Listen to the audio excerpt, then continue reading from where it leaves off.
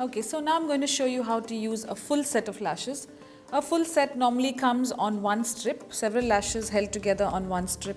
The strip can be clear or colored. So I've colored it like I showed you in the half lash set. I've colored the band with the black liner.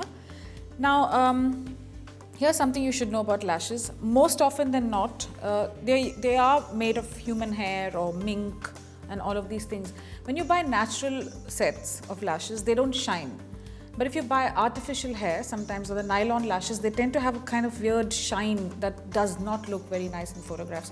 So I think it's better if everybody opted for natural hair lashes. Don't think that they pluck them off humans and put them here. They're actually treated, it's from donated hair. So natural lashes are so much better because they blend in with the natural lashes on your eyes. And they don't shine, and they don't have that unsightly shine, which is very, very difficult to correct. It catches your studio lights and does not look great. That's one note. Second note to make: when you use full sets of lashes, first, again, as you always would, assess the shape that you're working on, understand what kind of lashes you need to use. This is a fairly medium fullness kind of set, but you get several sets. This is a more dramatic set. As you can see, it's got flared out cross knit lashes which will make more dramatic effect. This is fairly natural. It doesn't seem like that, but once you apply it in context, it will all look great. There are more natural lashes. There are lashes that are fully dramatic for very, very heavy theatrical makeup, or even just makeup, people that like to wear heavy makeup. So you can choose, pick and choose. Now, to remove lashes, you could either bend the box and just literally pluck from the corner, from the center, so you can take it out in the moon in the crescent shape that it is kept here. That way it makes it easy. You don't distort the shape of the lash. Otherwise, you can peel it off from the corner. But I find this peeling thing doesn't work always, because sometimes, especially if you're in a hurry, see, look at the amount of effort. And can you see what's happening to the strip? It goes all over the place, and I feel it distorts the shape. I so much prefer doing this. Just pick from the center. So you literally get the curve of the lash as it were. That's step one. Step two, before you put on the glue, okay, you want to have your client close her eyes and make the strip as bendy as possible so it works quite naturally. Okay, and so it's not stiff at any point. And just place the curve and the rest of the lash, okay? And see how you want to fit the lash. Now, at no point, nobody's eye would have lashes till the corner, right? So you want to eliminate all that. Now, you know by looking at this itself that it might be a very long lash for our model.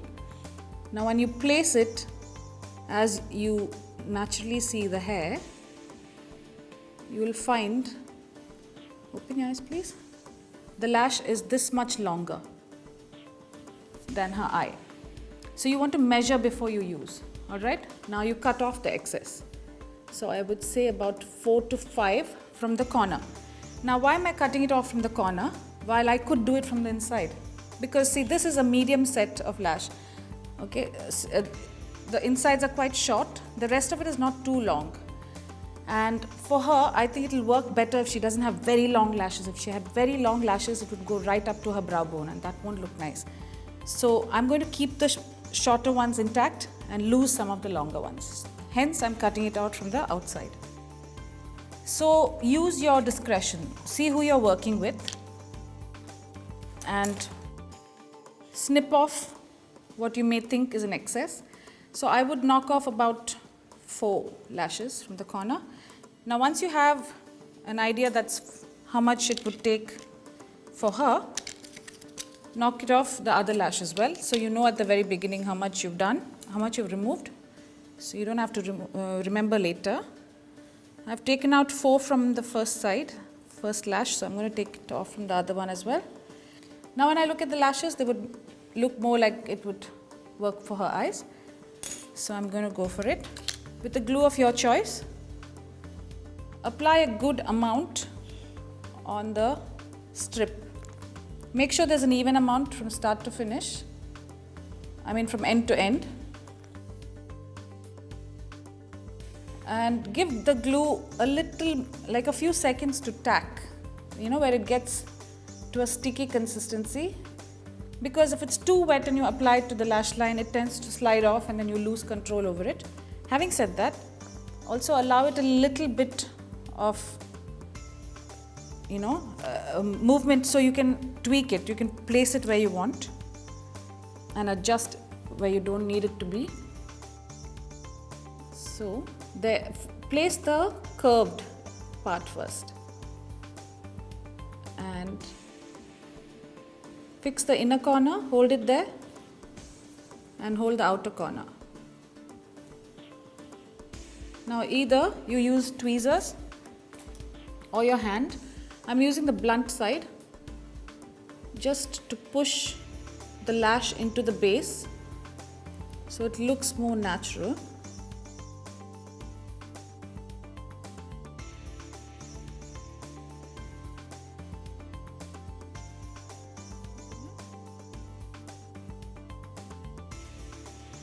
So there. Now this lash works well with the length. Open your eyes.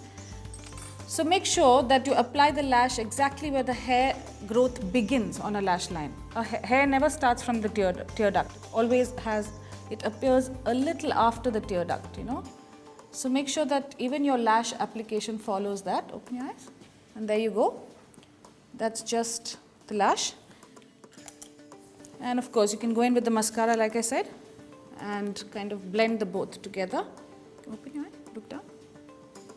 So it all comes together as one.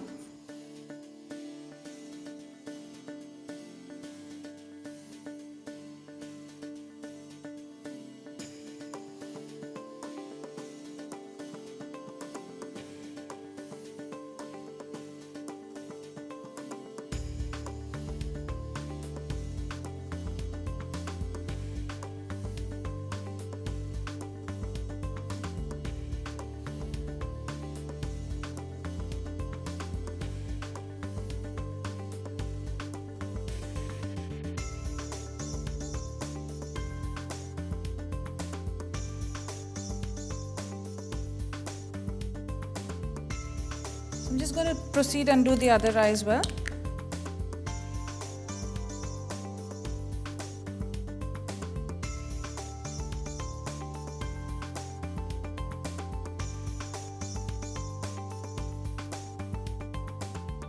Give it a little time to just tack.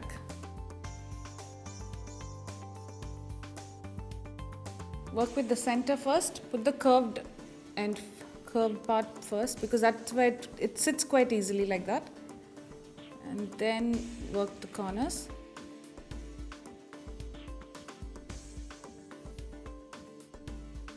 Place the inner corner. I'm using the tweezers to push it down into the base.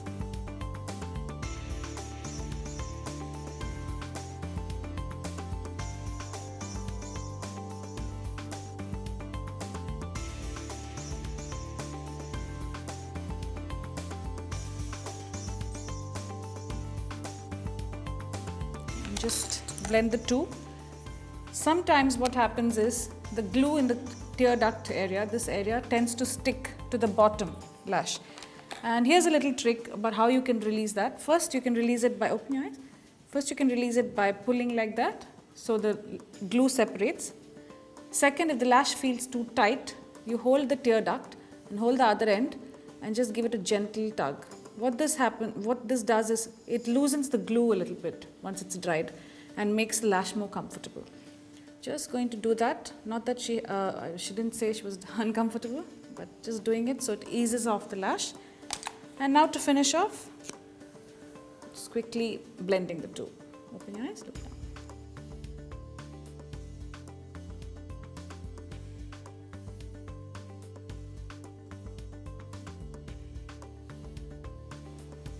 There you go.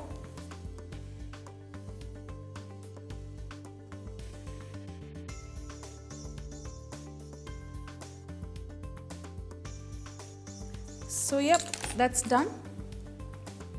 And now you can enhance this look with a liner as you please. But this is largely it.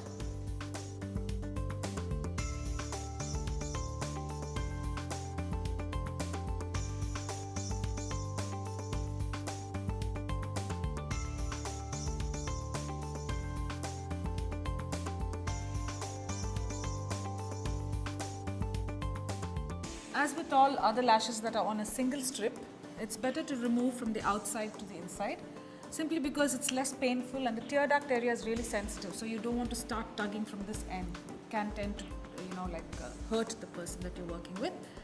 So hold the lash. First hold the skin and give it a slight bit of tension so it doesn't fold over. Hold the lash and quickly work it off the lash line.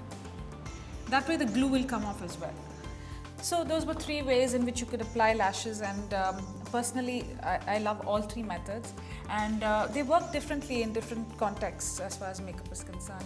But the thing to watch for is the technique, and I think the key thing in a lash application is going really close to the base of the natural eyelashes.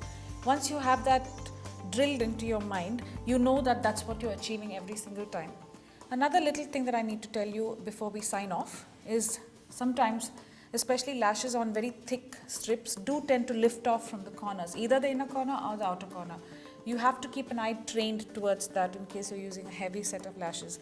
And always keep a glue in your makeup, your touch-up kit, so you have it at hand to do the fixing on the job and on the spot.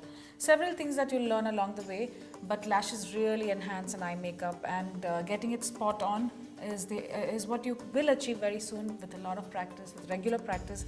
Try it on yourself as well, and you'll see how much of a difference, and a good kind of difference, it makes to the makeup that you put on.